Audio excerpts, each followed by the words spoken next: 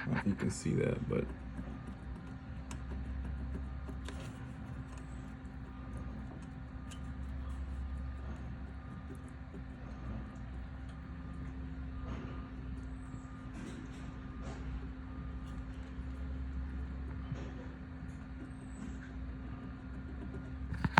all right, guys, I want to make a video about my primary. This is a 1985 FXR, but it's got the 1990 and later transmission spline main shaft. So yeah, it's going to be applicable to a lot of bikes, more than just FXRs, a lot of Evos. I believe it's for 1990 and through 97 Evo Big Twins. But I haven't seen a video that explains a lot of this stuff. I'll get into details about all this that you see here. But basically what was happening with my bike, I was getting a ticking, which sounded like it was coming from like the dry, like, honestly, it sounded like piston slap, like a tick. But I was like, well, let me start with the easiest thing. It does kind of sound like it's coming from up here in the primary. So first thing I did was I took the inspection cover off and saw that the chain was way too loose. The chain was slapping around. And you can definitely see evidence of that right here. And again, guys, stick with me if you can. But yeah, you can see right there that the chain was hitting right there. It was way too loose, but it was hitting all over, and I'll show you guys. But yeah, I'll show you guys a lot of like tips and tricks and stuff, like information about FXR primaries in this video. So stick with me. But yes, I took that off. Noticed that, tightened up the chain. I was having a weird time tightening the chain, finding the tight spot, which there was not really a tight spot, but then it was just really weird tightening the chain. And then I was about to fill the bike with primary fluid through the inspection cover right here. And because it was already open to do the chain adjustment. But I was like, no, let me just fill it from here because I want to check the level. And yeah, I don't know why these aftermarket outer primaries had that drop right there. But if you don't have this type of gasket, they leak. So yeah, it's weird, but you can see it really good right there. But yeah, anyway, so I opened it up right here. What I was looking for is when you fill it, you want to check the level, check your manual, and it says you want to make sure that the fluid's up to about right there. And so I was peeking inside the primary, looking in from right here, and what I saw was not great. So I looked down, and do y'all see it? So I saw that there were marks, like right here. See that mark right there? Mark right there. Mark right there. And mark right there. So I was like, whoa, okay, I need to take this primary off and see exactly what's going on. And I think I even like saw the clutch and just kind of like wiggled it side to side and noticed there was a bunch of play in this clutch assembly here. Now I've taken the plates out, but there's plenty of videos. Like, guys, this video is not going to be about like how to strip down your bike to get to this point, or how to put it all back, you know, together. I'm going to show you a lot of stuff that's not already on YouTube. So there's plenty of videos where people take the primary apart. They take these Sportster clutches apart. It's actually not a Sportster clutch, but there's a good video by Hammer Performance. They do a Sportster clutch, and you got to use these proper this clutch tool and things like that. But there's videos on how to do that and everything, but there's not a video on what I'm going to show you guys. All right, y'all, so I ordered the bearing. There's the part number right there. I'll put a link to the description for where I got on Amazon. Came in 2 days, super sweet. But it actually wasn't the bearing. I'm gonna replace it still because I think that it's probably good practice to do. That cage doesn't look super straight. But the bearing seems fine. What it actually is are these teeth in here. It can be hard to see, but you can see right there how they're all worn down. They're not evenly straight or square anymore. So that's why it's not holding on straight onto that shaft. The play wasn't in the bearing, the play's in those teeth right there. And I'll show you, I've got this replacement part right here. This is the piece that goes inside.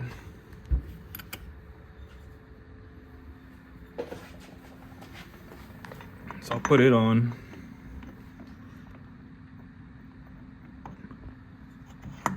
Okay.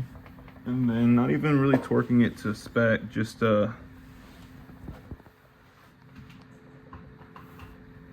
only putting this nut on right here.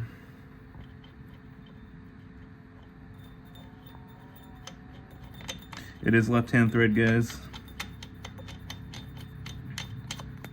I'm not gonna go tight, just kiss it down. And you can see there's no play in that. And it's not even torqued to spec. I think it gets like 70 to 80 foot-pounds. There's no play. So the play was in the threads of this thing right here. So on this one, the old one, I just took it apart just to see what it looked like on the inside. And it has one little washer right there, a bigger one on top. I'm not sure why mine is concave, but it is. And it has this little ring. Not necessary to take out, I just took it apart just 'cause I wanted to see what it looked like. But yeah, that's what's in there. And I did notice that whenever it was in there, that bottom washer would move around on this used one I have, the one that's failed. I don't know if that's got anything to do with my problem, but yeah, the washer would move around in there. Now this new one I have, it's on the bike right now, but it doesn't move around, so it's definitely tighter in there. And that snap ring, you just take it off with a screwdriver, but you don't need to take it off. Don't take it off. All right, so this is the old one, and just a minute ago I showed you guys the new one on there, so I just want to show you guys the old one for comparison.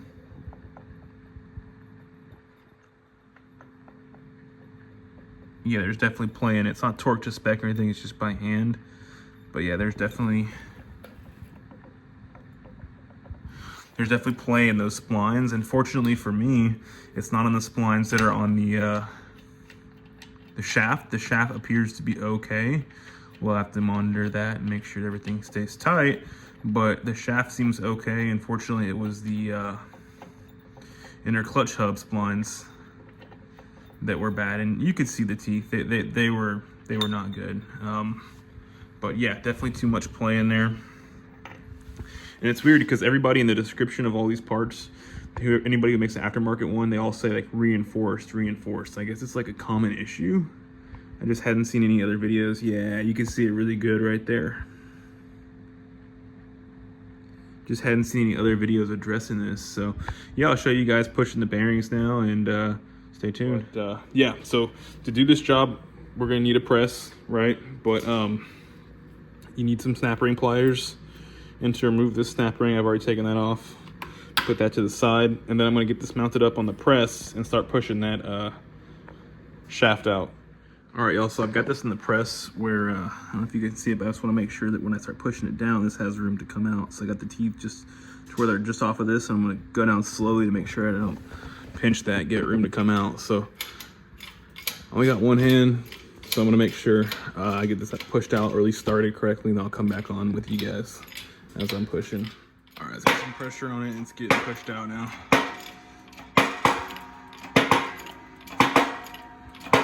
I'm gonna catch it when it comes out. Make sure that it's not hitting anywhere here in the bottom. No, not that it really matters about damaging that thing, but I just want to push it out cleanly.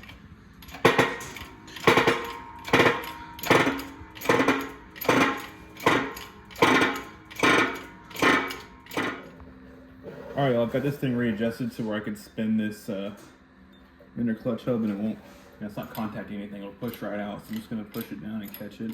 There it goes, that's it.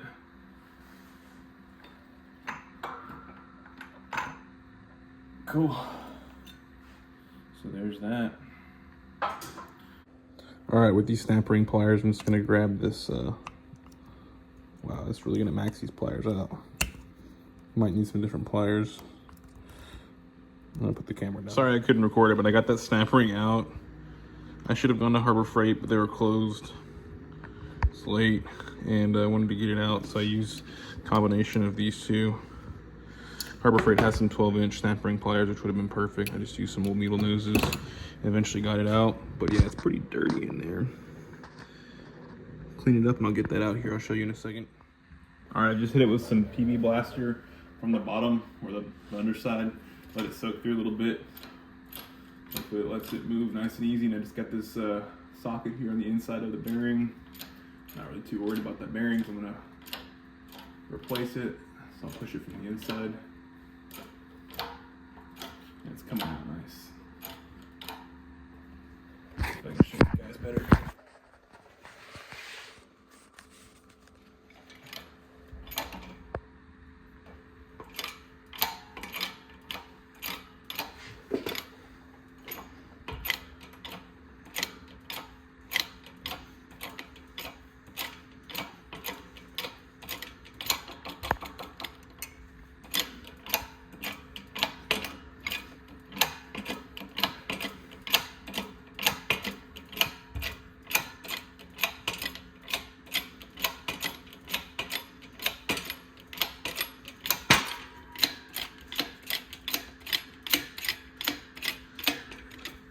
Is it out? There it is. It's out. Okay, now that the bearing's out, one thing I'm noticing, there's a bunch of marks from where I got pressed in. I mean, I don't think that's from getting pressed out. I mean, could be, but I would think you need to be more careful about pressing it in. But yeah, it's got some marks there, something I'm taking note of. And then those same marks are on the bearing also. So like, I don't know if it just was dirty going in or what, but yeah, like look right there. It would seem like that would happen going in, but yeah, I'm just cleaning this up, getting all the debris out of there, and I'll get the new bearing pressed in. Okay, so maybe pressing the new bearing into this clutch hub here, and I would like to support it by the back from right here, but it looks like this is pressed in right here to that ring anyways from this side. It does look pressed in from this side, so it's like I don't think pressing in the bearing from here like this would be any issue. So I got the bearing in the freezer right now. I'm gonna use a heat gun on this a little bit to heat up this aluminum, and then I'll use this old bearing to push on the outer race, and it should work. All right, got an assortment of stuff here. We've got it pressed in most of the way. I'm just gonna send it home the final bit.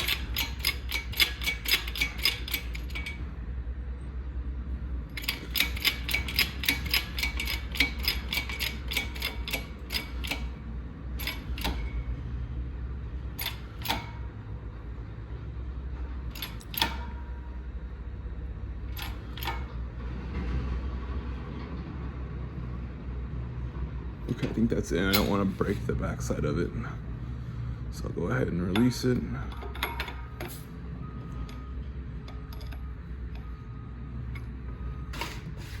Just use that spacer there, socket,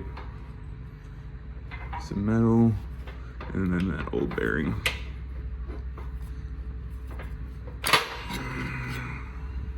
Yep, and it's down back past the snap ring there, and I'll just make sure it's all flush in just a second.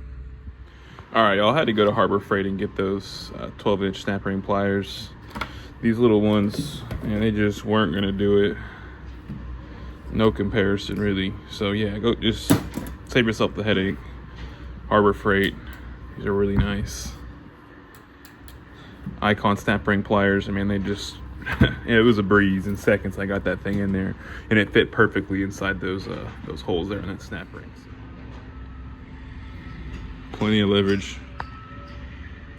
All right, and that is it, guys. That inner hub and bearing has been replaced. I did look around. I saw some other videos of some different year model clutch baskets that's being done too. Generally the same idea. Tatro Machine has a video where he does a hub like this one, but he doesn't push the bearing out. But yeah, I use that one as a good reference. But I'm not going to show putting the clutch plates and the spring and all that back on. Other videos show that. All right, we're back on the bike here and torqued to spec, and there's no play. So everything seems fine there. I did a primary chain alignment, and it looks like I do need to shim the new comp sprocket out this way a little bit. So I'll do a video on drivetrain alignment and shimming that sprocket next. So subscribe, guys, for more content. If you have any comments, criticism, whatever you got, put it down below, and see you guys in the next one.